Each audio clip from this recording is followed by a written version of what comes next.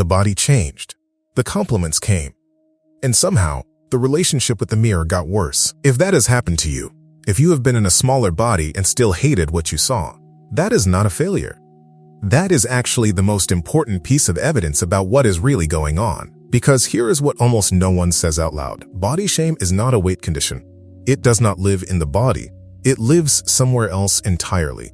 And this video is about exactly where. There is a very specific kind of pain that doesn't have much language around it. It's the pain of doing the thing. Really doing it, not halfway. And arriving at the destination and discovering the destination was not what was advertised. You lost the weight. Or you got close. Close enough that people noticed. Close enough that the pants fit differently. Close enough that you thought, this time it will be different. And for maybe a few days, it was. There was something, relief maybe, or a kind of quiet. A sense that the project was almost done. And then the project found new coordinates. The voice didn't leave. It just moved. Where it used to say you're too much, it started saying you're not quite there yet. Where it used to focus on one thing, it found 3 other things. The goalpost shifted. The way goalposts always shift when the voice is the thing that set them. And underneath the confusion was something harder to name. A grief. For the years. For the belief that this, finally this, would be the thing that quieted it. If that resonates, if you recognize the specific texture of that betrayal, stay with this. Because there is an explanation. And the explanation is not that you failed. The explanation is that you were solving the wrong problem. And to understand what the real problem is, it helps to understand where the hatred actually comes from. Here is the thing that most content about body image skips. The inner critical voice. The one that monitors, that measures, that finds the flaw in every reflection. That voice was not created by your body. It was created by your history. Research on body image and weight change shows something that surprises people every time they encounter it. Weight loss does not reliably improve body image. Not in the long term. Not for most people. The studies show that body dissatisfaction tends to persist and sometimes intensify, even when significant weight is lost. Why? Because body dissatisfaction is not measuring the body.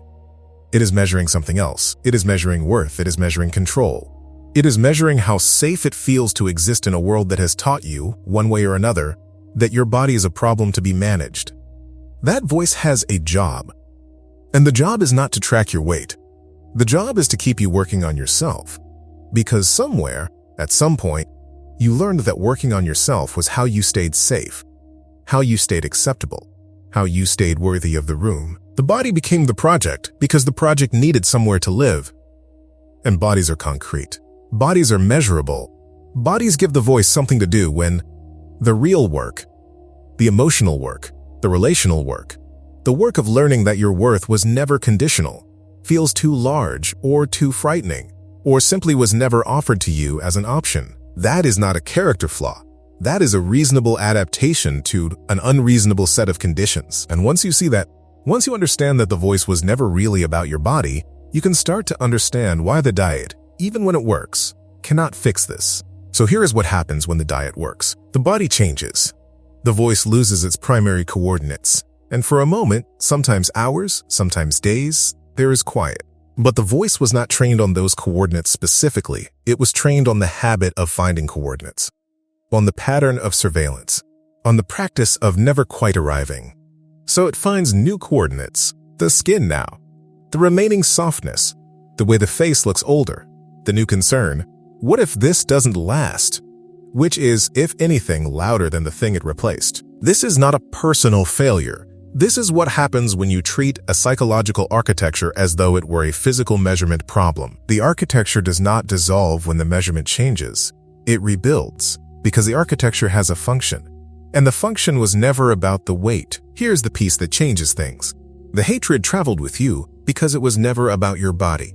It was about what your mind learned to do to feel in control, to feel acceptable, to manage the unbearable uncertainty of existing in a world that taught you that your body was something to be fixed before you were allowed to simply be. The diet was a real thing you did. The restriction was real effort. The loss was real loss.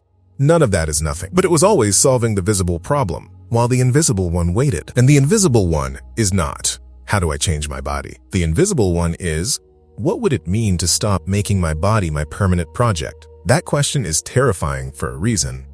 Because for some people, the project is the only structure they have. The project is how the day organizes itself.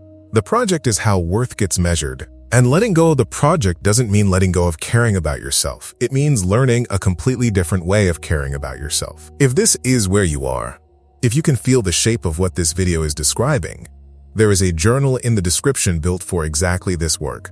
Not a food journal. Not a tracking tool. 30 days of prompts that move through body hostility, through tolerance, towards something quieter, body neutrality. No body positivity required. No loving what you see. Just a guided place to begin the actual work. It's called the Body Truce Journal, and it's in the description. So what does the actual work look like? It does not look like learning to love your body. That framing, love your body, tends to function as one more thing to fail at. One more standard the voice will use to demonstrate that you are not doing it right. The actual work is something smaller and something more honest. It starts with a concept called body neutrality. Not positivity. Not enthusiasm for the reflection. Just, my body is the thing that carries me through my life, and it does not need to be a project today. The goal is not to feel good about what you see. The goal is to stop spending the majority of your bandwidth in a war with something that was never your enemy. And here is the internal objection that tends to arrive right here. If I stop focusing on my body, I'll stop caring entirely. I'll just let go. Everything will fall apart. That fear makes complete sense. When the project has been the structure, releasing the project feels like releasing all structure. But here is what actually tends to happen. When the bandwidth the war was consuming becomes available for something else, for presence, for connection, for the actual texture of your life, the chaos that was feared does not arrive. What arrives is something that takes a while to name. It feels, at first, just like quiet. The work is not one dramatic decision. It is one small interruption, repeated. The moment you catch the voice finding new coordinates, and instead of following it, you notice it. You name it. There it is, doing what it learned to do. Not with contempt. Not with a demand that it stop. Just recognition. The pattern makes sense. The voice was trained. It is doing its job. And you are learning, slowly, that the job no longer needs to be done. That is not a small thing. That is the beginning of a completely different relationship. Not with your body, but with the part of you that was taught to be at war with it. If this opens something worth going deeper on, the Body Truce Journal is in the description. 30 days, no pressure, whenever you're ready. If you've ever reached a goal and still felt like it wasn't enough, what do you think the voice was actually measuring? Here is what you came into this video carrying. The specific exhaustion of someone who did the work the world said would fix it, and found out the world was wrong about what needed fixing. That is a particular kind of grief. And it deserves to be named as grief.